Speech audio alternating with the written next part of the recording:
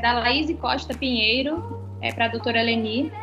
Seria possível explanar um pouco mais sobre sua experiência no grupo de combate ao crime organizado? Sim, sim. O Grupo Especializado contra o Crime Organizado, GECOR, que nós colocamos a sigla, foi a primeira, eu não digo a primeira, mas até onde eu sei, foi a primeira sementinha das tarefas, dos grupos como tem a Força Tarefa lá em Curitiba, como hoje temos aqui, como tem uma previsão legal até das varas colegiadas, é um grupo para enfrentar a organização que vinha surgindo no crime. Então, foi assim um embrião, eu diria isso, porque nós tínhamos muito pouco apoio logístico. Me entregaram um grupo especializado contra o crime organizado, especializado em sequestros. Havia muito sequestro nessa ocasião. Sim, muitos sequestros, o Medina e outros tantos donos de viação. Havia muita coisa em comum nesses sequestros, com rastros fora do Estado, no Espírito Santo, em Minas Gerais. Então, havia necessidade dessa organização. O Navega fez esse grupo, me entregou a coordenação. Tínhamos o Evandro Still, que depois saiu, o Jataí, o Cáfaro e o Marcelo Polastres. Esse grupo especializado entre sequestros e tráfico de drogas em quadrilha. Era uma ampla frente para poder ser sequenciada e enfrentada. Bem, esse grupo trabalhava na sala, no 8º andar do Tribunal de Justiça, uma sala que estava lá sem uso, e o Navega me deu um escrivão. Nós tínhamos um escrivão que veio trabalhar conosco e 3 funcionários para podermos pegar os processos nas outras varas. Foi até um momento interessante que hoje a norma legal já prevê, que é o aparente deslocamento do promotor natural e também do juiz natural. Essa lei, por exemplo, da anticrime, coloca uma previsão que ainda não está em vigor das câmaras colegiadas e que vão poder acompanhar os processos contra o crime organizado até a parte de execução penal. Mas, enfim, voltando à época de 1990. Então, nós tínhamos uma Kombi para nos levar onde quiséssemos. Qual era as características mais importantes desse grupo? Porque se ele se diferenciava da atividade normal dos outros promotores, das outras varas. Nós acompanhávamos, por exemplo, vai estourar um cativeiro. Alguém quer estourar um cativeiro. Alguém descobria o refém em algum lugar. Então, vamos até lá. E o Ministério Público também também assistia ao primeiro interrogatório, seja que fosse a hora. Um de nós. Isso foi excelente. Isso foi parece pequeno, mas foi excelente. Acabou com esse tipo de defesa, né?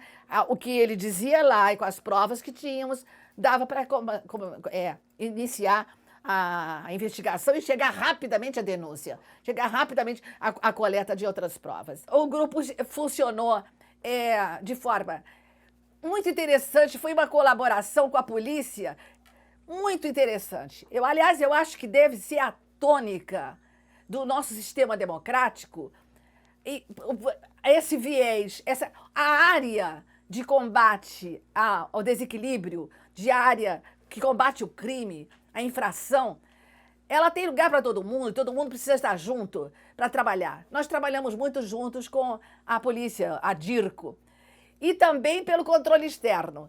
Eu me lembro que processos que iam para a DIRCO, que baixavam com diligência, que vinha para nós baixávamos em diligência, inquéritos, né, ainda, eu os cobrava, eu e os colegas.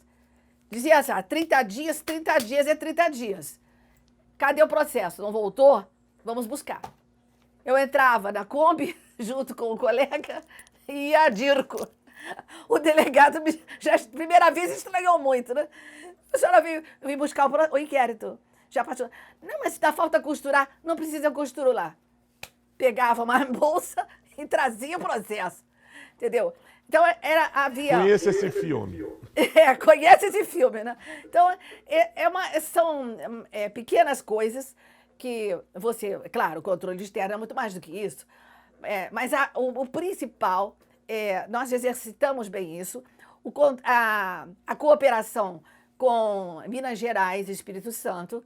Minas Gerais chegou a mandar um grupo da Polícia Militar para ver como nós atuávamos. O DEA, o Departamento de Drogas dos Estados Unidos, Antidrogas, veio uma pessoa nos conhecer, pensando que nós fôssemos assim, uma estrutura... Os intocáveis, né? Aquela coisa. Aliás, o jornal chegou a botar uma caricatura nossa, botando os intocáveis. Aliás, eu tô horrível na caricatura. Mas, quer dizer, não eram os intocáveis. Quando eles chegaram lá, eles viram aquela coisa, né? Uma geladeirinha ali, até tinha uma geladeirinha, uma escrivaninha, etc. Aí eles perguntaram assim, cadê a segurança de vocês? Aí eu olhei para o Polastro, assim, fiz assim. Aí ele pensou, no andar de cima? Falei, no céu, é Deus. Nós não tínhamos guarda nenhuma, proteção nenhuma. Não tínhamos. As nossas coisas, eu saía de noite, pegava meu carro no estacionamento, era Deus que me protegia, né? Eu tinha uma pistola, que a gente tinha na bolsa, 22, mas... eu cheguei à conclusão que era bobagem portar aquela arma. Porque se alguém quisesse me atingir, a mim ou a algum colega, ia atingir de surpresa. Não ia dar tempo de eu abrir a bolsa, pegar a pistola e ó... Leni, nós, para darmos um tiro, pensamos 2 vezes. O bandido não. Não, ele já saía atirando, né? Então, essa parte da arma até eu deixei para lá. Mas, enfim... voltando ao que nós estávamos falando, sobre o nosso grupo de especializado. Nós tivemos, até teve também um controle externo interessante de eu falar, porque, se não me engano, é do final, mas já que veio à tona, eu recebi uma ocasião, e não foi só uma ocasião, mas essa manifestamente. Veio uma moça no nosso 8º andar, de roupa bastante vistosa, uma afrodescendente muito bonita, toda enfeitada, com joias, com coisa. E ela queria falar comigo. Queria falar que era a chefe do grupo, né? Aí os colegas, tá. Veio falar comigo. Eu não era chefe nada, né? Era coordenadora. Estavam todos juntos, na mesma posição. Não havia hierarquia nenhuma. Mas ela me viu uma mulher, os outros eram homens. Ela se sentiu mais à vontade de falar comigo. Ela veio se queixar de que ela era namorada de um dos sequestradores que estava sendo procurado e que a polícia tinha enfiado o pé na porta da casa dela e que tinha estragado tudo que tinha lá.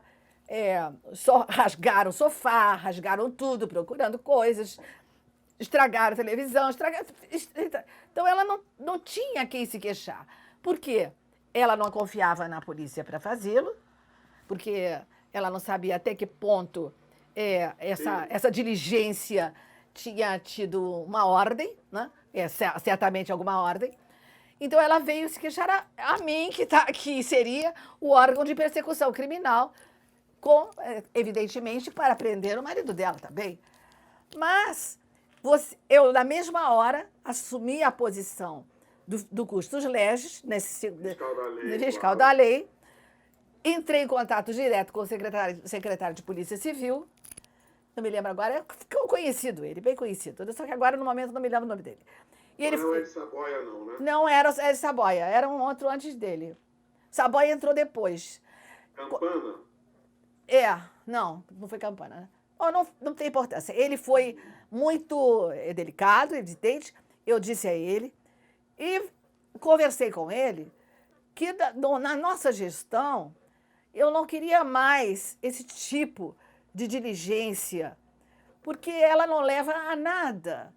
Ela vai nós temos dispositivo constitucional que a pena não passa do indiciado, da pessoa. Então, não se justifica você agredir, ou pressionar, ou sequestrar, ou esconder pessoas da família, do réu, do bandido, do infrator, para justificar a prisão dele, para que ele se apresente, ou seja lá. O Estado estaria agindo igualzinho o sequestrador, né? O Estado estaria litigando com as mesmas armas desonrosas daquele que você está perseguindo. Então, ele compreendeu bem, na época, conosco, não teve mais ninguém, a moça não apareceu de novo, né? Não fui atrás, mas acredito que não tenha havido mais perseguição a ela, depois deve ter sido preso, eu não me lembro do namorado dela. O fato é que nós tínhamos esse diálogo permanente com a polícia, e tínhamos... isso é importante dizer.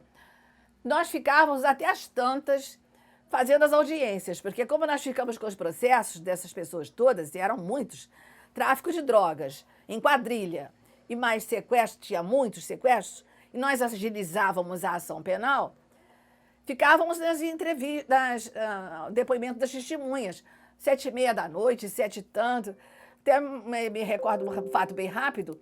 Eu fui fazer a audiência com aquele juiz, que era pastor protestante, como é que era o nome dele? Eduardo, meu Deus, agora que eu queria lembrar do nome dele, não lembro. Mas ele era pastor. Então, Mair, Eduardo Mair, exatamente, Mair. Obrigada. Ele poder me lembrar. Era umas 7h30 da noite, já estávamos ouvindo, era tráfico de drogas em quadrilha. Era um dos chefes. E ele, eu falei para ele, doutor Maíra, eu estou tão cansada, aquelas alturas eu já estava desde cedo, né? Estou tão cansada, às vezes pergunto por que estou aqui.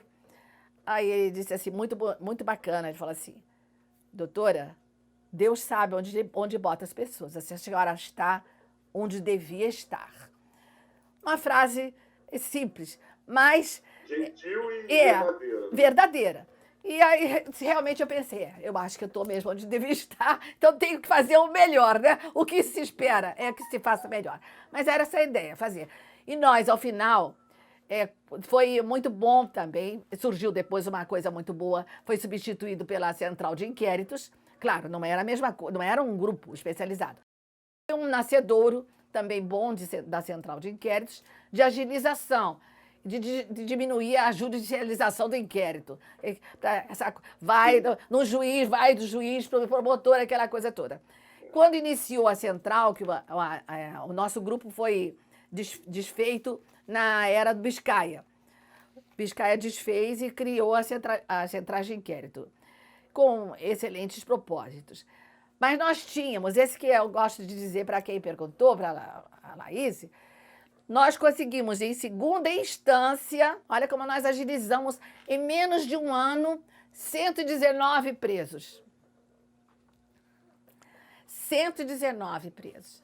Foi assim, vou te dizer, quando Cáfaro morreu, foi um momento tão triste para mim, porque nós fomos lá para Niterói, no enterro dele, fomos nós todos, Cáfaro já tinha acabado o coisa, mas Cáfaro era tão dedicado, Jataí tão dedicado, Marcelo Polastres tão dedicado, sabe? Era uma dedicação que não tinha hora para começar nem hora para terminar. E eu tinha a felicidade de ter ao meu lado um marido maravilhoso que me incentivava. O meu trabalho para ele tinha a mesma sacralidade que o trabalho dele tinha para mim. Então, ele... Porque casar com uma promotora, dentro de uma procuradora, no caso de grupo especializado contra o crime organizado, sem ter hora para nada, precisa ser um homem muito bom, maravilhoso, cooperador, né? E eu, já que ele partiu, faço essa homenagem a ele, o grande marido, o grande homem que esteve ao meu lado 47 anos, José Benedito de Assis.